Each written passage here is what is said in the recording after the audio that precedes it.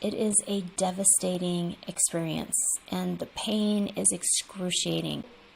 I came up with some helpful hints for you as a parent to try to get through this traumatic time.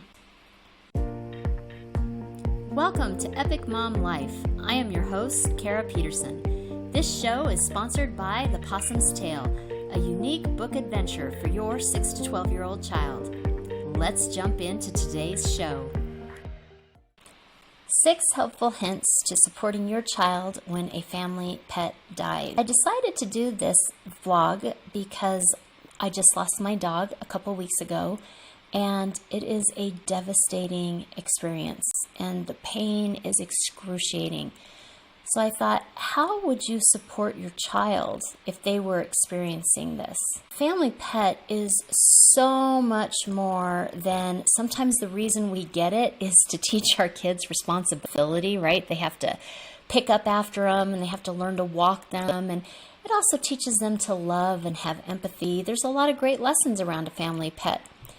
But this animal has become your child's comfort in distressful moments, their playmate when they're bored, their confidant when they want to share. Essentially, that pet has become their very, very best friend. And when they lose that animal, they can be left feeling bereft and have a lot of questions. And sometimes it's overwhelming for kiddos. I came up with some helpful hints for you as a parent to try to get through this traumatic time. Your story. If your family pet is getting older, you are aware that the inevitable time when you're going to have to say goodbye is coming. Have a plan. Get your story straight with your partner. What on earth do you believe? And that might sound kind of funny, but questions are going to come up about death. What happens next? Where did the animal go? And you're going to have to figure out what you're going to tell your kiddo. When I was about 6 years old, I had a cat. Her name was Cindy Lou Who, and I saw my cat get run over, and it was an awful experience. I was devastated. My dad and I buried her, and I asked him, Dad, what happens to Cindy Lou Who now? Will she go to heaven? I was really vulnerable and young and traumatized by seeing the entire event. My dad responded in his logical and automatic fashion, and he stated his beliefs, and we weren't a church-going family. Of course not. Animals do not have souls. Therefore, they do not go to heaven. Now, whether you believe this or not, how you answer this question you should know before this awful thing happens to your child. I argue to this day that he did not break this to me very well. I would have loved a lie, and in his belief system, that would have been a lie. I wanted to hear more than anything that Cindy Lou Who was in kitty heaven, and she was having fun chasing mice, and she had met all kinds of new kitty friends, and they were playing with her and having fun, and she was waiting for me to come see her. You need to be true to your belief system, but you will also need to balance what your child can take hearing. And this is really hard to do on the spur of the moment. So have your story and your plan ready to go. Space. How your pet dies determines how your child will find out. Make space for that within your family. If your animal is old and suffering and you choose to end the pain that the animal is struggling through, you will have to determine if it is better for your child to watch this process, to say goodbye before you take the animal in, or if you simply tell the child that the animal died while they were away, like at school, at friends, relatives, or playing. Regardless of which way you feel will be best for your child, give them that space to grieve, and remember, they will be mourning the loss of a dear friend. It may feel to them that this pet was the one member of the family that always let them talk, always let them be themselves, was always excited to see them and would cuddle with them for as long as they wanted and made sure that they never felt lonely. Now, whether any of that is true or not, the feelings are very, very real. So allow your child the space to have their feelings. Expression. When your child is ready to express their feelings, help them.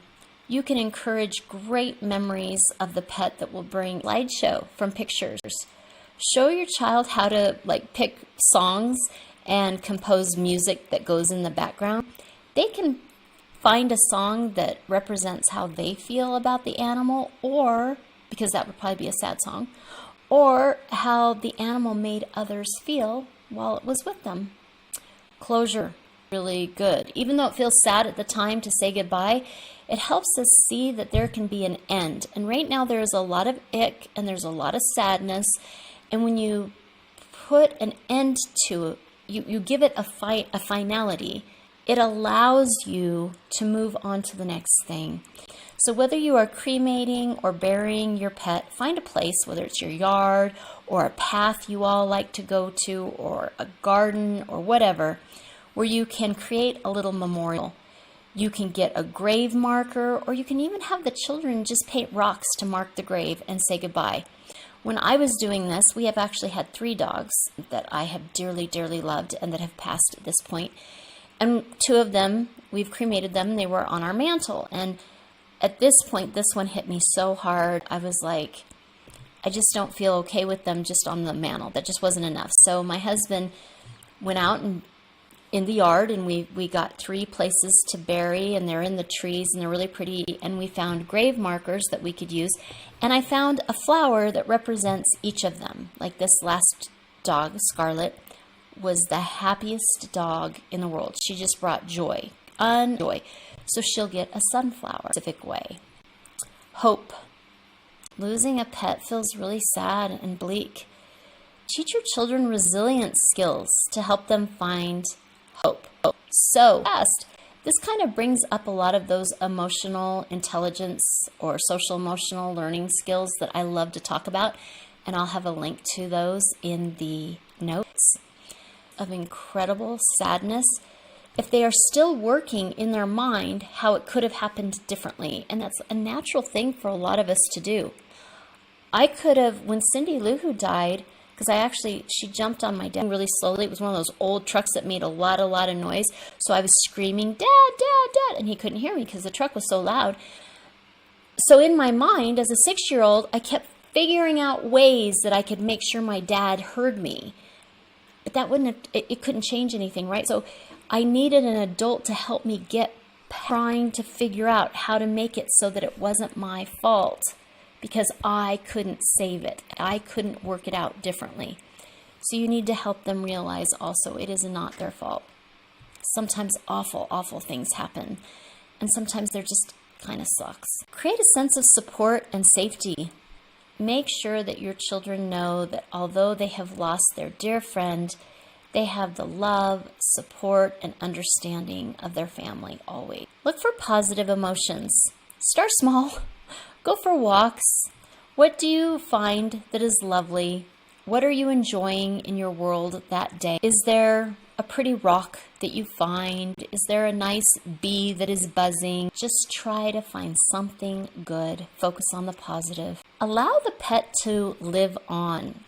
That pet will always have a place in your family. So your child can always bring that pet up into the conversation. Like, in 3 months, you guys go for a walk as a family, and they're allowed to say, "Oh, Daisy would have loved this path." And, and it's not like the conversation just gets stilted. It creates normalcy for your child around the pet being gone. Yes, Daisy would have loved it. You're absolutely right. The child is starting to be able to talk about their friend in a loving way, and in a way that is like, I loved who they were, and it's sad that they're gone, but look, this would have made them so happy. And that's really healthy. Linear. One of the hardest things to remember when we get busy as adults is that our children feel differently than we do. Not like they feel, they absorb things in a different way than we do. We too are so devastated by these losses. However, as grown-ups, typically, we have developed more skills in our toolboxes to build our own resilience. Remember that grief and pain are not linear. So your child may or may not have seemed to have grieved the loss. They may or may not have needed to have closure. And then one day you see that they're playing and they're laughing and they seem to be done with the whole thing. They've just moved on. And then another day you find them in their room one day and they're sad and they're weepy and they may not even know why. Just be patient and be supportive and try to help them find and identify their feelings. Let their feelings, whatever they are, be okay. Some children may feel guilty that they are not stricken with pain like their siblings. Everyone feels differently for various reasons, and that is okay. Losing a pet can be an emotional and devastating experience for many children. It is important to acknowledge their feelings, offer comfort, and support them, and help them understand what has actually happened. By providing a safe and loving environment, we can help build our children's resilience and smile while remembering the good memories. Eventually, they will remember their pet with fondness and love instead of sadness. And the amazing movie quote after the Cindy Lou Who experience for this week is, "All dogs go to heaven because unlike people, dogs are naturally good and loyal and kind." From Whippet Angel in All Dogs Go to Heaven. If you are hearing this message, you've listened to the entire episode, and for that, I want to send you a huge thank you. Please leave me a comment or review and share with other moms you know. Get in touch in the comments or on Kara's social media network.